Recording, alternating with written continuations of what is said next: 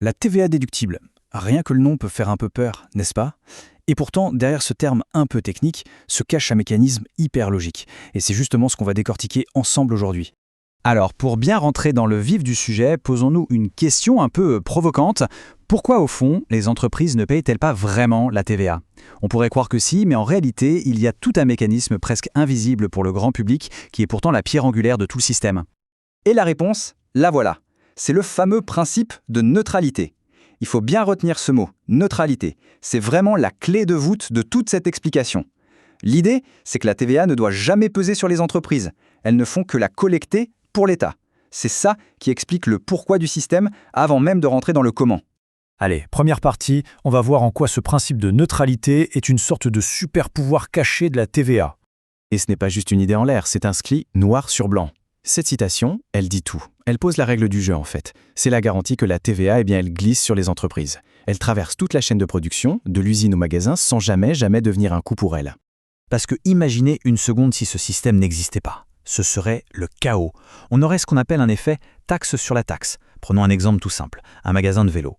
Le fabricant du cadre paie de la TVA sur le métal.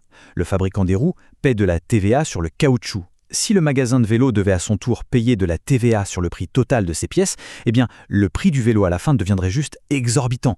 C'est un effet boule de neige. Et c'est là que la solution intervient. Et franchement, elle est plutôt bien pensée. C'est cette fameuse chaîne de déduction. Chaque entreprise, c'est comme un maillon. Elle paie de la TVA sur ses achats, mais hop, elle la déduit de la TVA qu'elle collecte sur ses ventes. En gros, elle se refile la taxe de maillon en maillon, jusqu'à arriver tout au bout de la chaîne. Et qui est au bout? Eh bien, c'est le consommateur final. C'est la seule personne qui paie vraiment la taxe. Bon, d'accord, le principe est clair. Mais pour que ça marche sans déraper, il faut des règles, évidemment. C'est un peu comme une checklist. On ne peut pas déduire tout et n'importe quoi. Voyons voir ces règles du jeu. Alors, il y a 3 points essentiels à valider. D'abord, le fond. Est-ce que la dépense sert bien à l'activité d'entreprise? Logique. Ensuite, la forme. Est-ce qu'on a bien une facture en bonne et due forme avec la TVA bien visible? C'est la base. Et enfin, le timing. Le droit à déduction s'active au bon moment. Ces 3 étapes, c'est un peu le trépied sur lequel tout le système de déduction repose. Ok, on rentre maintenant dans la partie un peu plus technique. Mais pas de panique, c'est très logique. Pour calculer exactement combien de TVA on peut récupérer, il y a un outil, le coefficient de déduction. Le nom fait un peu peur, mais en fait c'est juste une petite multiplication avec 3 chiffres. Et voilà la fameuse formule. Le score de déduction, si on peut l'appeler comme ça, c'est le résultat de 3 coefficients qu'on multiplie entre eux. Assujettissement, taxation et admission. On va les prendre un par un, tranquillement. Le premier, le coefficient d'assujettissement. En gros, la question c'est à quel point ce bien est utilisé pour l'activité économique de l'entreprise. Si on reprend notre magasin de vélo qui achète un ordinateur, s'il l'utilise à 90% pour la compta, les commandes, etc., et 10% pour un usage perso, eh bien ce coefficient sera de 0,9. C'est juste un prorata. Et là, il y a une nuance importante. Certaines activités sont carrément hors champ de la TVA, comme gérer son patrimoine privé, et puis il y a tout ce qui est dans le champ, c'est-à-dire l'activité économique normale, comme vendre des vélos. Et attention, même une activité dans le champ peut parfois être exonérée de TVA, mais ça, c'est l'étape d'après. Et voilà, on y vient, le deuxième coefficient, celui de taxation.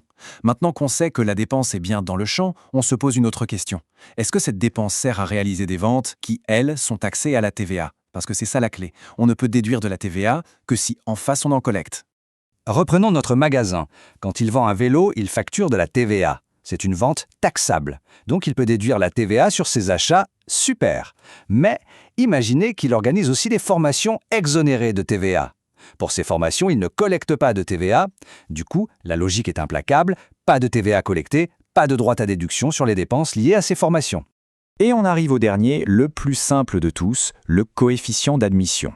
Celui-là, c'est vraiment un interrupteur. C'est soit 1, soit 0.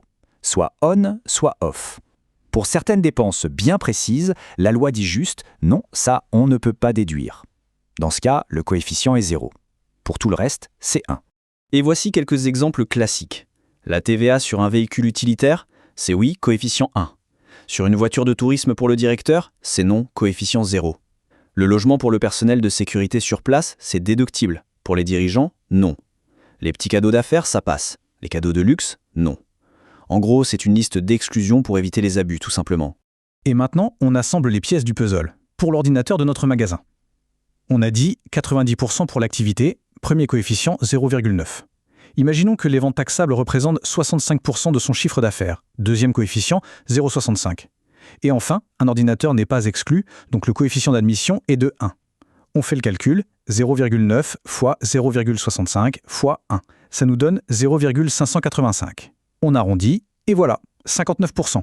Le magasin pourra déduire 59% de la TVA qu'il a payée sur son ordinateur.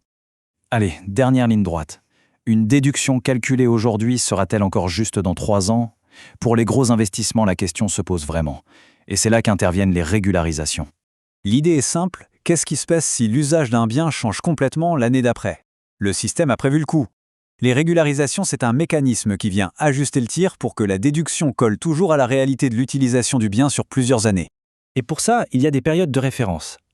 Pour la plupart des biens, comme du matériel ou des véhicules, on regarde ce qui se passe sur une période de 5 ans. Pour un bâtiment, c'est beaucoup plus long, 20 ans. Si pendant cette période, l'utilisation change de façon importante, alors il faut faire un ajustement. Et ça amène une dernière question, très concrète, et si on vend le bien avant la fin de cette période de 5 ou 20 ans? Par exemple, notre magasin de vélo vend sa camionnette au bout de 3 ans. Que se passe-t-il? Eh bien, encore une fois, tout est une question d'équilibre. Premier cas, la vente se fait sans TVA. Le vendeur doit alors rembourser une partie de la TVA qu'il avait déduite. Logique. Deuxième cas, plus surprenant, la vente se fait avec TVA. Par exemple, une voiture de tourisme pour laquelle on n'a rien pu déduire. Eh bien là, bonne nouvelle, on peut récupérer une partie de la TVA qu'on n'avait pas pu déduire à l'achat. Le système cherche vraiment à être juste jusqu'au bout. Et pour boucler la boucle, cette dernière citation résume tout. Le but de tout ce mécanisme, de tous ces calculs, c'est de soulager entièrement l'entrepreneur du poids de la TVA. C'est le cœur du système. La TVA ne doit jamais être un coût pour celui qui crée de la valeur. Point final. Et voilà, on a fait le tour. On termine donc avec une question ouverte. Ce système est d'une logique assez implacable, mais il est aussi passablement complexe, il faut l'avouer.